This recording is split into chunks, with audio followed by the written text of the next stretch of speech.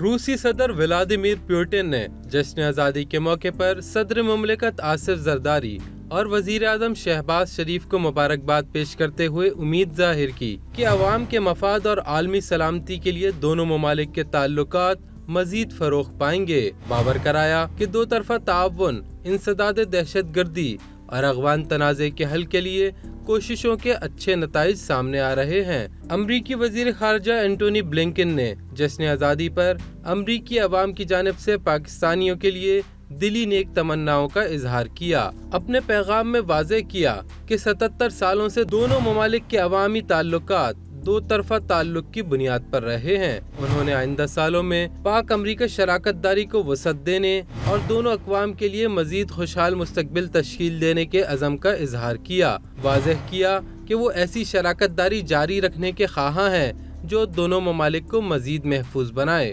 Texas سے تعلق رکھنے والے رکن کانگریس پیٹ سیشنز نے 14 اگست کو اعزاز اور فخر کا دن قرار دیا۔ انہوں نے امریکہ کے مختلف اداروں میں خدمات سر انجام دینے والے پاکستانیوں کی تعریف کرتے ہوئے واضح کیا، یہ محنت اور کاوشیں دو طرفہ تعلقات کو مزید مستحکم بناتی ہیں۔ Today is an opportunity for Pakistan, America and Pakistani Americans to celebrate August the 14th with a reliance upon each other for the strength of friendship and character, but perhaps more importantly for freedom and opportunity.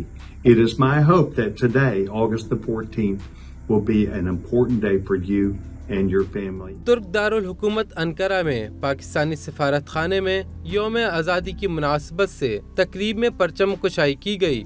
Pakistani سفیر doctor یوسف جنید نے صدر اور وزیر اعظم شہباز شریف کے پیغامات پڑھ کر سنائے۔